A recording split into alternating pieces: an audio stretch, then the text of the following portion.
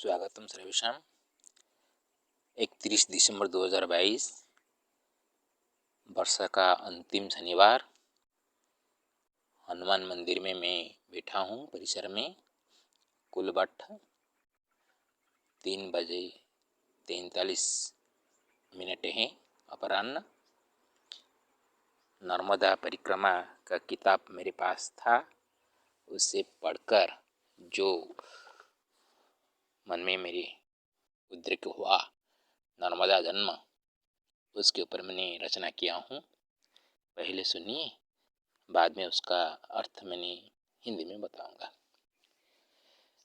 वशिष्ठ संहिता प्रोक्ता नर्मदा जन्म कथनम माघ मासी पक्षे शुक्ले सप्तमी तिथिजा कथा अस्मिन् नक्षत्र जन्म मकरे च स्थितिरवौ रविवासर पुण्यानि संभवा नर्मदा मुदा मे कालविन्ध्यपुत्रस्य कन्यारूपीव नर्मदा ताण्डवनृत्यघर्मतु शिवकन्यापि नर्मदा नर्मं ददाति याशैव नर्मदाख्या प्रचख्यते ब्रह्मचारव्यवस्थायां नित्या प्रीत्या कुमारिका परिक्रमा भवेत् शुद्धा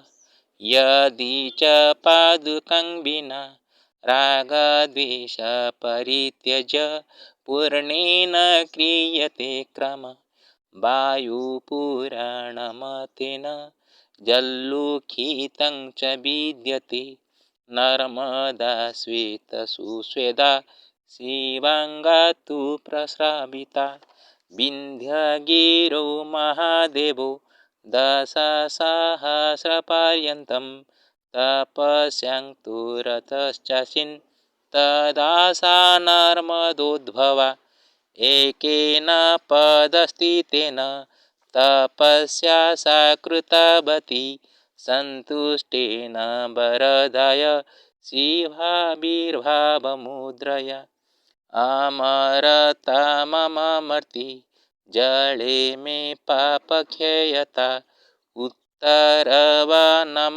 श्रिय दक्षिणे गङ्गया समा समग्रपृथिवीतीर्थ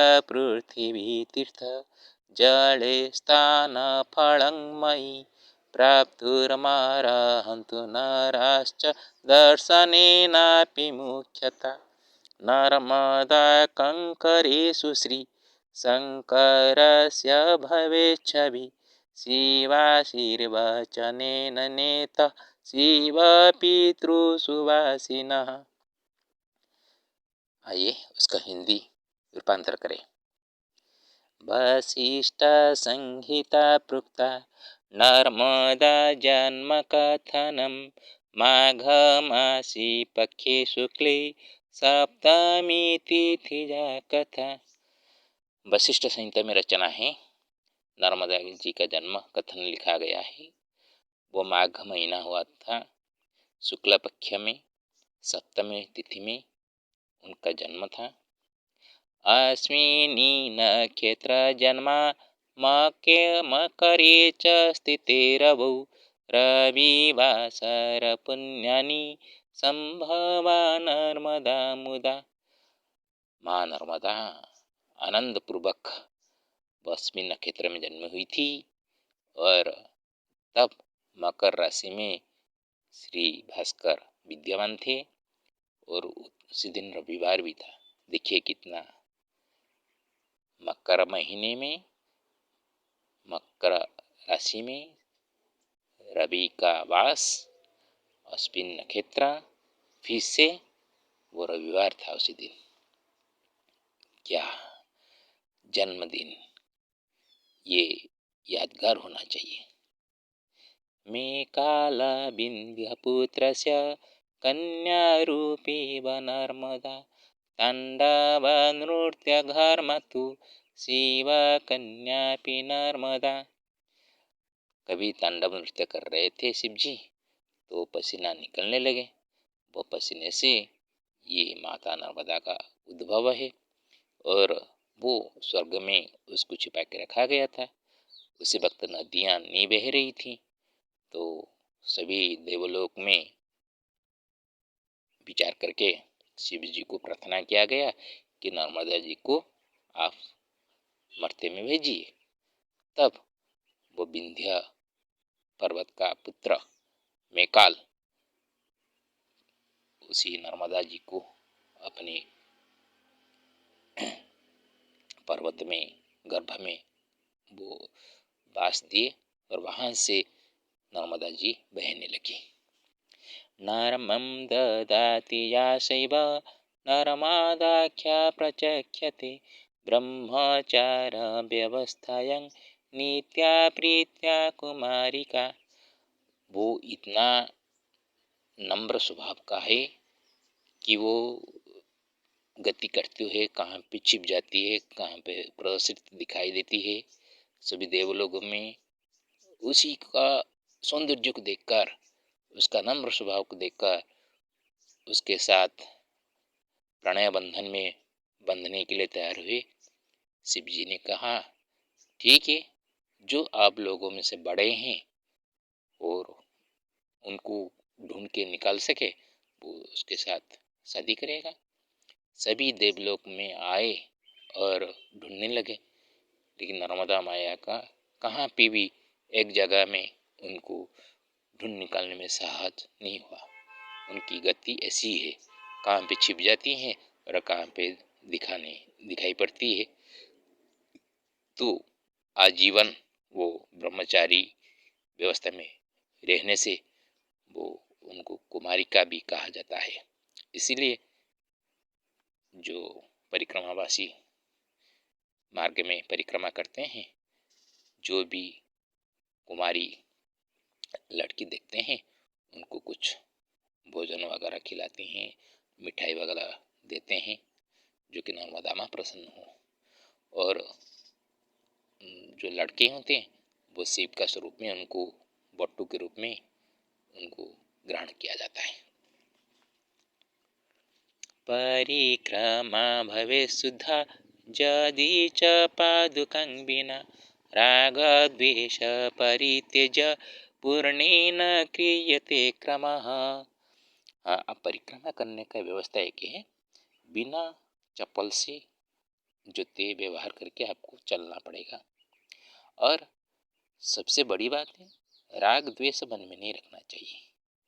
और जहाँ से आप शुरू किए नदी का जल धारण करके एक बोतल में रखकर उसको पूजा करते हुए, सुबह और शाम को पूजा करते हुए परिक्रमा करना है।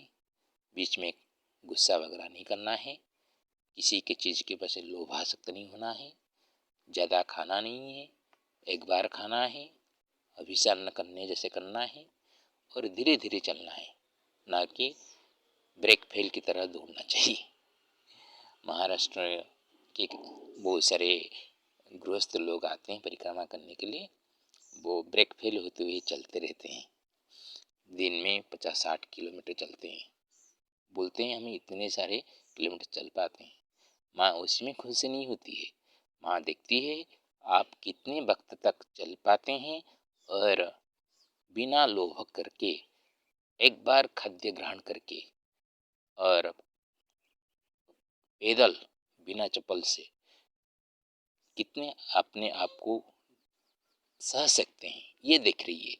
कोई माँ नहीं चाहती कि अपने बेटा भूख से बिगलते रहे, दुखी हो। माँ सिर्फ देखती है भाव, बच्चे के पास कौन से भाव है जिससे कि वो अपने आप को संयम में रख सकता है।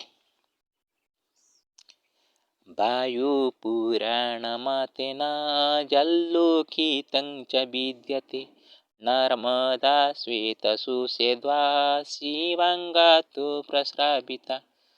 और एक वायु पुराण में उल्लेखित है, जो कहा गया है नर्मदा उसी वक्त वो शिव जी के शरीर से पसीने की तरफ निकला जब शिव जी तपस्या कर रहे थे। कैसे? विन्ध्यागिरो महादेवो दाससहस्रपर्यन्तं तपस्यां तु रचश्चासीन् तदासा नर्मदोद्भवा। विंध्यागिरी के ऊपर महादेव ने 10,000 वर्ष पर्यंत तपस्या कर रहे थे। उसी वक्त उनके पसीने से कुछ श्वेत धवल सफेद रंग का कुछ पसीना बहता हुआ आगे बढ़ा और उसी में से एक कन्या उद्भवा हुआ जिसको नर्मदा कहा गया। एकेन पदस्थितेन तपस्या सा कृतवती संतुष्टेन वरदाय शिवाविर्भाव मुद्रया। और वो नर्मदा एक पैर में खड़ा होकर वो तपस्या करने लगी और उसका प्रार्थना सुनते हुए शिव जी ने वरदान देने के मुद्रा में सामने आविर्भाव हुए। अमरता मम मर्त्ये जले में पापखे यथा उत्तरवन मम श्रेय दक्षिणे गंगया सम। उसको वर प्रदान के लिए चाहे, उनको कहा क्या वर मांगना है मांगो। नर्मदा ने पहले मांगा मेरे को अमरता प्रदान कीजिए मर्त्य में, जब तक सूरज और चांद है तब तक मेरा ये जल प्रवाहित होता रहेगा, कभी भी सूखा नहीं होगा। और क्या होना है, मेरे जल में सब प्रकार का पाप नष्ट हो जाए।